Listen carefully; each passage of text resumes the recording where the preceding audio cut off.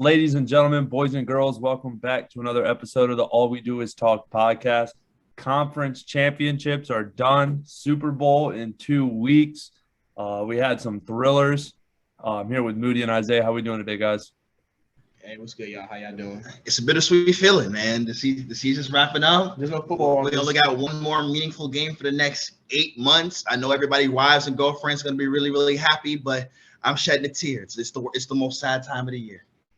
Absolutely. All right, so let's start in Kansas City, where Cincinnati came to town and won in an overtime thriller 27-24. I'm going to give my congratulations to Cincinnati out the way early. It's the greatest story in the NFL this season, what they've accomplished, going from the worst team in the league to being in the Super Bowl 2 years later. Joe Burrow coming off the injury and taking his team to the greatest heights that they've ever seen in their franchise history. It's an unbelievable story. Congratulations to them. Their defense has been outstanding the entire playoffs, the shutdown. 3 good quarterbacks, and Ryan Tannehill, Derek Carr, and now Patrick Mahomes. You can't say enough about the Joe Burrow-Jamar Chase connection. They've never lost a playoff game, a game that mattered when they're together. Just doesn't happen. Oh no, they lost some games the first year Joe Burrow was at LSU. Yeah, but Chase was Chase a freshman? Because he came a couple years later. Yeah. So yeah, but overall, just a fantastic season for Cincinnati. It's amazing to see that they're here. They're off the list of the teams in the dungeon that have to wait their turn. It might be finally their time. But this game is all about what the hell happened to Kansas City and that offense, and specifically the greatest quarterback prospect ever in Patrick Mahomes.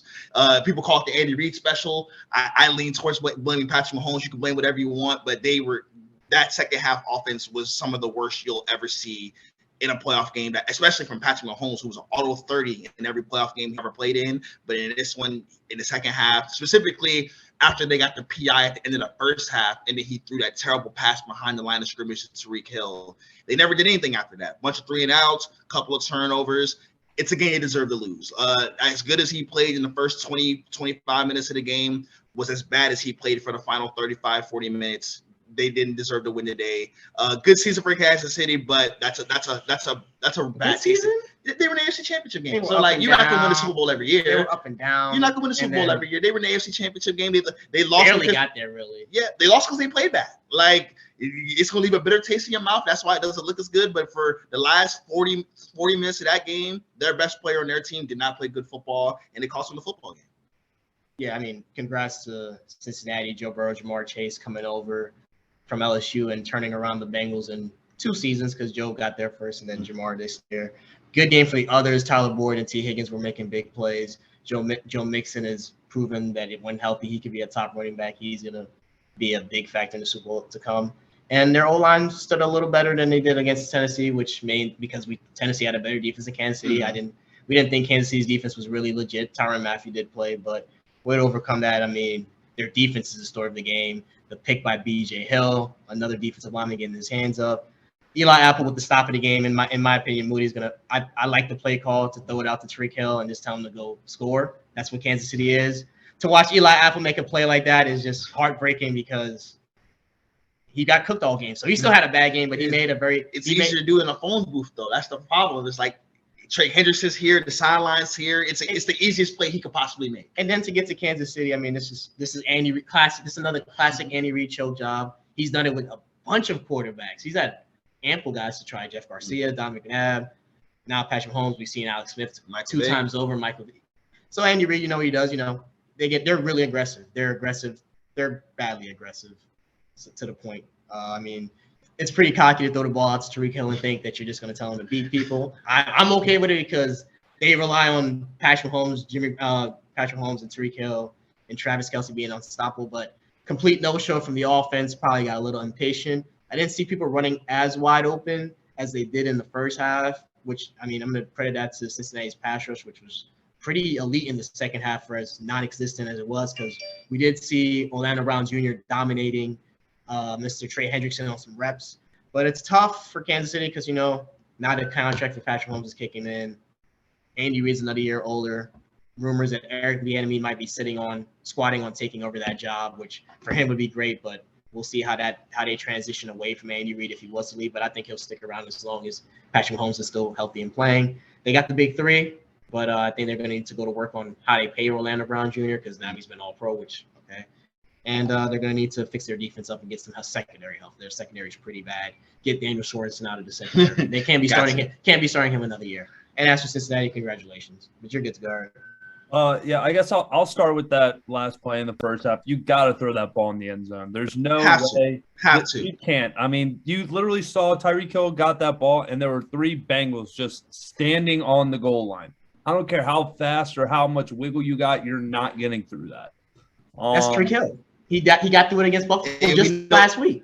That was with 50, 60 yards of open space, so he could do this 20 yards from the end zone. But there was a 20 yards. He jumped out of a little cut and avoided 2 All-Pro safeties and Matt Milano. He's got all the field. There's no field there. They told him to go make a special play, and it cost him a football game. Probably. Yeah, and then I'm going to give the credit to the Cincinnati Bengals defense, only giving up 3 points in that second half. I was about to text y'all in the first half saying I completely regret betting on Cincinnati. Glad I didn't send that text, but Bengals cover, Eric. Come on, stay strong. Yeah. Yes, sir. Trust me, I was upset because I thought I was getting an easy Kansas City cover, and it was a nightmare to watch. But yeah, I mean, for Joe Burrow, I mean, other than that one bad pass to Jamar Chase that got picked off, I mean, I think he played a sound game. His elusiveness was amazing. He did some Houdini plays, getting out of the pocket. How many rushing yards did he have? He had the play you're looking at is the play from Chris Jones he got away from twice. The All-Pro, second best defensive tackle. The best player on both sides of the ball decided to just choke. But I will say, like Eric said, Joe Burrow's gotten away with 2 sound games. That's all Joe Burrow has played currently in the playoffs, a couple sound games. But hey, keep it going. But yeah, so Joe Burrow, Joe Cool, the quote he had at the end of the game, I make too much money for this chain to be fake is an all-time I hope so. high in my opinion. But yeah, he also showed that he doesn't need Jamar Chase, like spamming Jamar Chase to be able to be successful. I mean, Jamar Chase still had a good game, 6 catches, 54 yards and a touchdown. But T. Higgins was explosive today. I think he had over 100 yards on 6 catches. But yeah, I think it was crucial for them. Obviously, I'm happy the team that I've been riding with since I found out Carolina decided to tank is in the Super Bowl. So that's great on me. I had a great feeling, and I'm going to give myself a pat on the back right there. But yeah, Patrick Mahomes was just abysmal in this. I mean, I think they had less than 50 yards in the second half. I think they had like 30-something yards in the second half. And most of that came on the last drive. They didn't do anything. They didn't do anything. Yeah. And then overtime, karma's a bitch. They get the ball first again. And the interception. Eli Apple got the overtime one, right? Or was it Bell? It was Bell. Eli Apple almost caught the pick 6 that Patrick Mahomes poorly misplaced behind the receiver. But you're right. You see what the Bengals did this week when they lost the coin toss? Just gotta stop. They played defense. Just gotta stop. And then when you get the ball back, you can score and win automatically. The problem is there shouldn't have been no overtime, but Patrick Mahomes wants to take a 25-yard sack on 2nd and goal from the 5 and fumble too. So they had to take the field goal. It was a Matt Ryan up 28-3 kind of choke job in the second half. It was only 18 points. 3 possessions, 3 small possessions, not 3 large possessions that Matt Ryan was up, but yeah. And I guess we got to talk about it. The no fumble call on Joe Mixon when he wasn't touched in overtime after his big run. I don't know how you expect the refs to like really see that to call it because there were Chiefs around and it looked like he tripped over his own feet, but whatever. It is what it is. All right. Let's move on to LA, where the 49ers fan base took over SoFi, but the Rams edged it out 20-17. So if the AFC game was a classic Andy Reid choke job, then this game had to be a classic Kyle Shanahan choke job. Yet another double-digit blown lead for Kyle Shanahan in the biggest game of their season. I don't understand how they keep doing it, but he pulled it off again. Now we have to blame one person to start off everything before we get into Jaquiski Tart. He had a punt return basically. Jalen Ramsey dropped more picks than he did. That's Jimmy Garoppolo. Yeah, but I forget who was commentating that game. They were roasting that man for like 4 plays after the fact. They were roasting that man. No, they only kept roasting because right after it happened, 30-yard play, plus a taunting penalty. Head to head. They're right. Oh, they're right where they dropped the interception. It was Jaquiski Tartt. He sent out his apology because that football game is on him. You can't let that happen. But for San Fran, another tough L. Jimmy Garoppolo probably played his best playoff game of his career. That tells you what Jimmy Garoppolo. He completed a decent percentage of his passes, had over 250 yards, but just not enough to overcome a better quarterback in Matt Stafford. Unfortunately, if Jimmy has to go compete with the other quarterback, that ruins San Francisco's playoff formula. They ran the ball the worst you'll ever see a San Francisco team run the football. LAR completely shut it down. And I also thought Kyle Shanahan kind of went away from it after Jimmy showed some things early that he might have been in a rhythm, and I thought Kyle put the game in his hands a little bit too much. Which he always does when they blow leads. He's in San Francisco. Because Jimmy threw 30 passes in a game that they lost by 3. That's shocking that they didn't stick with the run as much as I normally expect them to. But offensively, Jimmy played well. They had a 10-point lead in the fourth quarter, but once again, just their inability to close football games by putting any more points on the board cost them here. And then obviously at the end of the drive game, I told Isaiah there was no way Jimmy wasn't going to throw an interception to cost him the game. And that's exactly what happened. For LAR, another congratulations in order for Mr. Matthew Stafford. Guy's been through a lot. Wife had brain cancer, all Detroit, all the things that he went through over there. Let's say Detroit. I mean, yeah, you hate to compare Detroit to but it is what it is. Stafford's out of it, and clearly LA is doing great, is looking great on him as he's made himself to the Super Bowl. Obviously, we got to talk about the defense, the Aaron Donald and Von Miller just raising hell in the fourth quarter of that game to keep LAR in it, because LAR was really struggling to move the football, struggling to get first downs. They couldn't run the ball. San Francisco had a decent game plan. They were getting some good pass rush, so LAR's defense had to keep him in it. After some slip-ups early, they really shut down the water in the fourth quarter. And obviously, they forced a turnover at the end of the game. You even said Jalen Ramsey talked a couple more plays they could have made, but those were still good pass breakups as well. But offensively, the all-time connection of the season, one of the all-time connections in NFL history, continues to just be overwhelming for any team they've gone up against, and it's Stafford to Cooper Kupp. Cooper Kupp continuously runs wide open against no matter who he's going up against. Double teams, it doesn't matter. You can't cover him. He even dropped the touchdown that probably would have given him another 60 yards, and where he may have had a really ridiculous, super explosive day when he just had a very, very awesome day. That was 18. Scored. No, but Cooper Kupp also dropped the touchdown on that slant route. Yeah. Odell Beckham, he stepped up and had a really good game against San Francisco's weaker corners. Obviously, Higbee got hurt. They didn't really run the ball that well, so it was Cooper Kupp and Odell Beckham Jr. just taking turns, making plays, and they did enough. Obviously, the drop the reception helped. Jimmy Garoppolo being unable to have any answers on offense, so they had enough time to stay in the game. But yeah, good win for LAR. That's another tough choke job from San Francisco. Yeah, I'll start with San Fran now because just closed the Jimmy Garoppolo door. They said they're already going to get ready to trade him. Move on to Trey Lance. I think next year will bring bright things, and they could easily be playing in the Super Bowl. Probably will be in the NFC Championship game again. So we just wait until now we're just waiting for Kyle Shanahan to get over the hump. As for the Rams, I mean, now it's clearly been shown that Matthew Stafford can win big games. He's done his part of the job. Now I think I'm going to put the pressure on Mike McVay to come through and show that he's this great coach that he's supposed to be. There's no way he could go to a second Super Bowl and have another underwhelming performance and lose to his understudy. So things are only going to get bad for him if people are going to start turning their eyes. Now he's had chances with 2 quarterbacks. People will start turning their eyes to him and how talented teams he's had, because another talented Rams team going to the Super Bowl. If he can't get over the hump with this one, it might be, who knows if he'll ever get over the hump. Cooper Kupp's been wide open all season. Was wide open as ever, probably. And they were saying double and triple teams. He's just the most coverage that he was getting his way, which made Odell being wide open and eating alive happen more often. So they were literally having it their way, doing whatever they want in the past game. And Tyler Higbee got hurt, so they weren't running that well. I'd like to see more touches for Sony Michel, but they're hell-bent on going with the Cam Akers story, which is the most unbelievable thing. So I guess, and they're more explosive back, but he's a little. He hasn't looked that great since he's been back, though. To be fair, yeah. Sony Michel's looked better. But the big key contributor on this team, Mooney says, Cooper Kupp to Matthew Stafford is their offensive contributor, but Von Miller and Aaron Donald will be the defensive contributors. Those guys are going to give hell to that front for Cincinnati. That should be an interesting matchup. We'll get to that later, but I mean, congratulations to LAR on making it to the second Super Bowl. I'm going to shed a tear for the St. Louis Rams fans because they took away a Super Bowl caliber team from them literally before they popped and became really great. And as for San Francisco, they don't have a first-round pick, but they have a rookie quarterback that I believe skill set will change the dynamic of their team.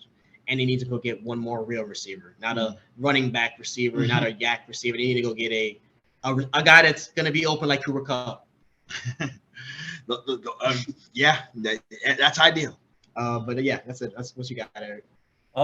Yeah, I'm gonna say I think San Francisco didn't give the ball to Debo enough. I think he went MIA there in the second half and in the fourth quarter a little bit. He took that lick. There's rumors that he was hurt the week prior coming in he was hurt and he took a pretty bad hit in that game, so he was probably hurt, which is why he's probably the most disappointed at the end. And also, we forgot to mention a big loss for the Bengals. They're starting tight end towards Achilles. That's going to be a big loss for them in the Super Bowl. They said he was fine. He became a torn Achilles. That's what I read. Oh man, you saw about Cincinnati? Yeah.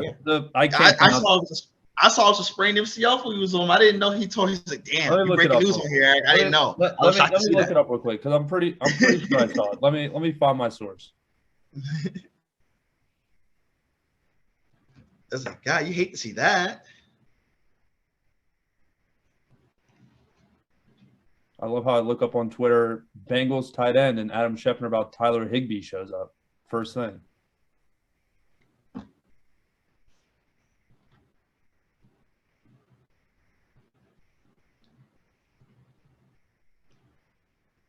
He should have got on it. He should have started cooperating. It was MCL. I don't know why. Yeah, he's fine. Now Eric's just dropping false fake news. I don't know where I saw that, but all right. It's all good. All right, here we go. I just got to find a way to edit around it. I mean, you just got to break it off and then start from. All right. You were talking pretty confidently and getting it out there. But yeah. Okay, I already said Debo. I talked about Debo. But yeah, starting that drive in the their last drive in the fourth quarter. Why are you throwing the ball? I'm pretty sure they had one timeout left. I probably on that first play would have ran the ball, like kept them honest, because honestly, I don't trust Jimmy Garoppolo to be throwing the ball every single time on the last drive. And with their successful running game, I think you definitely give your backs a shot on that drive as well. And this game was just lackluster. I mean, the first quarter was a snooze fest. It was just punt after punt after punt. Hold on, I'm trying to figure out where Matthew Stafford also, there were a couple miscellaneous throws where he would just randomly underthrow the shit out of the ball. It was weird for me to see. I don't know if he's battling something or whatever. Everybody's hurt now. Yeah. And and I'm glad Cleveland's probably sick as hell to see Odell be successful in another system. I'm glad for him to finally be having some postseason success because he wasn't having that on the Giants. And Cooper Kupp's elite. I don't understand how he is so successful, but he just is. He's the best receiver in football. Yeah, I'm telling y'all here on the podcast, he's the best receiver in football. Like, there's no question about it. Yeah. And he's gonna be going against he'll be compared to some real good ones on the other side in the Super Bowl, so he'll have to prove it. Those guys have to make some contested plays. Cooper Kupp will make no contested plays. He's already wide open. Yeah. So that defensive front for the Rams was unbelievable. I'm gonna have a hot take for my Super Bowl MVP when we get to that. I have some thoughts on where that's gonna go, but the running game. I mean, I think the Rams should have involved that more. I seem like they got a little too pass happy. Matthew Stafford threw it 45 times in a playoff game. I think that's crazy, unless you're Patrick Mahomes or a team that they're that dominant passing the ball. They really should pass more. A lot. They have Cooper Kupp and Odell Beckham Jr. usually just the problem is they're just wasting targets on non-Cooper Kupp and Odell Beckham Jr. They should just throw the ball to those guys every time. If Cooper Kupp's not wide open, Odell probably is. They could get away with that. I hope if Cooper Kupp got 30 targets in a game, could you stop him from getting 25 catches? Honestly. He has some concentration drops. So that's how I said 20 to 25 catches instead of 29, 30 catches. If you threw the ball in 30 times and you caught it 30 times, then you probably had 400 yards. But yeah, that's all I got on this game. It was exciting. I also saw on Twitter someone guessed the exact scores of both of these game right. Congratulations to you. Yeah, you 580 bands. Send me the time machine. The almanac. But yeah. But yeah. All right, we'll be back with our picks later on in the week for this. Oh, no, actually it's 2 weeks out. So we'll be back in a while, probably with picks for the Super Bowl. But hopefully we'll probably get into the coaching staff, the Brian Flores situation, all that stuff. We'll have that. Yeah, we're also going to be doing some NBA podcasts. I'll probably start doing some college football recruiting stuff. I don't know if Moody and Isaiah will be on that, but I'll be starting to break down classes for schools and stuff like that if you're into college football. All right. We'll catch you there. Yes, sir.